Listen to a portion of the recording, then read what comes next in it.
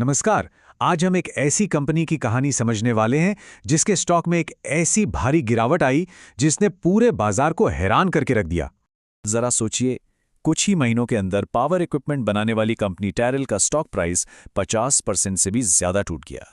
एक कंपनी जो कल तक मार्केट की डार्लिंग मानी जा रही थी, वो रातों रात एक अनिश्चितता की कहानी बन गई। तो आखिर हुआ क्या था transformers and rectifiers India limited के साथ? चलिए आज इसी में गहराई से उतरते हैं, उन वजहों को समझते हैं जिनसे इतनी बड़ी गिरावट आई, और ये भी देखेंगे कि क्या यहाँ से रिकवरी की कोई उम्मीद बाकी है। तो सबसे पहले ये समझना जरूरी है कि ये जो गिरावट थी, आखिर थी कितनी बड़ी। आप देखिए, स्टॉक जो अपने पीक पर लगभग 580 रुपए का था, वो लुढ़क कर 300 रुपए की रेंज से भी नीचे चला गया। मतलब 50% से भी ज्यादा की सीधी गिरावट। अब देखें, ये जो गिरावट आई ना, वो किसी एक वजह से नहीं थी। ये तो जैसे एक के बाद एक मुश्किलों का पूरा तूफान था जो कंपनी पर टूट पड़ा। और इस टाइमलाइन से पूरी कहानी साफ हो जाती है। देखिए, संकट की नींव तो पहले ही रखी जा चुकी थी। कंपनी का पीई रेशियो यानी प्राइस टू अर्निंग्स रेशियो 150 के आसमान छूते लेवल पर था। आसान भाषा में कहें तो मार्केट कंपनी की असल कमाई से कई गुना ज्यादा कीमत देने को तैयार था, और इतनी ऊंची वैल्यूएशन पर एक छोटी सी भी बुरी खबर तबाही ला सकती थी, और हुआ भी ठीक वैसा ही। लेकिन सबसे बड़ा शॉक तो तब लगा जब सेल्स के नंबर आए। सोचिए, एक तिमाही पहले जो कंपनी 100% से भी ज्यादा की तूफानी ग्रोथ दिखा रही थी, अगली ही तिमाही में उसकी ग्रोथ नेगेटिव में चली गई। तो सवाल ये है कि ऐसा हुआ क्यों? इसके पीछे कई ऑपरेशनल वजह थीं। कभी कच्चे माल की कमी हो गई, तो कभी भारी बारिश ने प्रोडक्शन रोक दिया। इन सब ने मिलकर कंपनी के कामकाज पर बहुत बुरा असर डाला। और जब लग रहा था कि हालात इससे बुरे नहीं हो सकते, तभी कंपनी पर एक और बड़ी मुसीबत आ गई, एक रेगुलेटरी झटका। वर्ल्ड बैंक ने नाइजीरिया में एक पुराने रिश्वतखोरी के मामले में TLARIL पर 4 साल का बैन लगा दिया। हालांकि मैनेजमेंट ने फौरन आकर सफाई दी।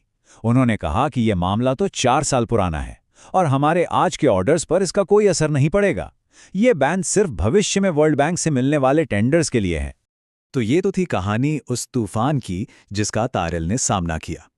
लेकिन जैसा कहते हैं, हर रात के बाद सुबह होती है, और अब रिकवरी के कुछ पहले संकेत दिखने लगे थे। तो सबसे बड़ा सवाल अब यही था कि क्या ये जो नुकसान हुआ है वो परमानेंट है, या फिर कंपनी यहां से एक जबरदस्त कमबैक कर सकती है। और इसका जवाब हमें अगली ही तिमाही के नतीजों में मिला, और ये वाकई में देखने लायक था। रेवेन्यू सीधा 428 करोड़ से उछलकर 704 करोड़ पर पहुंच गया, और जो प्रॉफिट मार्जिन था वो भी बढ़कर 16% से ज्यादा हो गया। ये एक बहुत बड़ा संकेत था कि शायद पिछली तिमाही की दिक्कतें सिर्फ टेम्पररी थीं। मैनेजमेंट ने भी यही कहा कि कंपनी अब वापस पटरी पर है, और इस दमदार परफॉर्मेंस से ये साफ हो गया कि कंपनी ने अपनी शॉर्ट टर्म मुश्किलों को पार कर लिया है। चलिए, ये तो बात हुई शॉर्ट टर्म रिकवरी की, लेकिन एक निवेशक के लिए लॉन्ग टर्म प्लान क्या है, ये जानना भी उतना ही जरूरी है। तो अब देखते हैं कि कंपनी भविष्य के लिए क्या रास्ता बना रही है। यहाँ एक बहुत बड़ी कामयाबी मिली। कंपनी को पावर ग्रिड से एक बड़ा HVDC रिपेयर ऑर्डर मिला, और ये खास इसलिए है क्योंकि ऐसा करने वाली ये पहली भारतीय कंपनी बनी।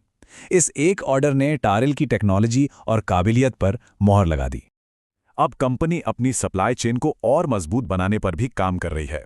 मतलब दूसरों पर निर्भर रहने के बजाय अब वो जरूरी कंपोनेंट्स खुद ही बनाएगी। इसके लिए एक पूरा मल्टी स्टेप प्लान तैयार है। और भविष्य में ग्रोथ के लिए कंपनी एक बहुत बड़ा कैपेसिटी एक्सपेंशन भी कर रही है। अपनी मैन्युफैक्चरिंग कैपेसिटी को लगभग 74% तक बढ़ाने का प्लान है। सोचिए, 40,000 MVA से सीधा 75,000 MVA। और ये जो इतना बड़ा एक्सपेंशन हो रहा है वो हवा में नहीं हो रहा। इसको सपोर्ट करने के लिए कंपनी के पास 5,500 करोड़ रुपए की एक जबरदस्त ऑर्डर बुक है, और मैनेजमेंट को पूरा भरोसा है कि इस साल वो 2,600 करोड़ रुपए का रेवेन्यू तो आराम से कर लेंगे।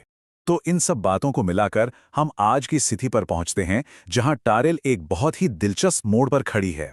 यहां से आगे जोखिम भी हैं और मौके भी। तो पूरी कहानी का निचोड़ इस टेबल में है। एक तरफ हैं बचे हुए रिस्क, जैसे कि नई कैपेसिटी को सही से इस्तेमाल करना और लीडरशिप में बदलाव। तो वहीं दूसरी तरफ हैं बड़े मौके, जैसे कि मजबूत ऑर्डर बुक, और सबसे बड़ी बात, स्टॉक की कीमत जो अब काफी नीचे आ चुकी है, यानी एक ज्यादा वाजिब वैल्यूएशन। स्टॉक में आई इस तेज गिरावट ने उम्मीदों को बिल्कुल रीसेट कर दिया है।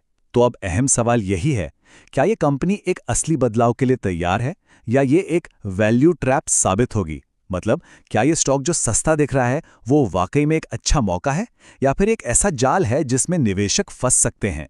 इसका जवाब तो सिर्फ आने वाला वक्त ही देगा।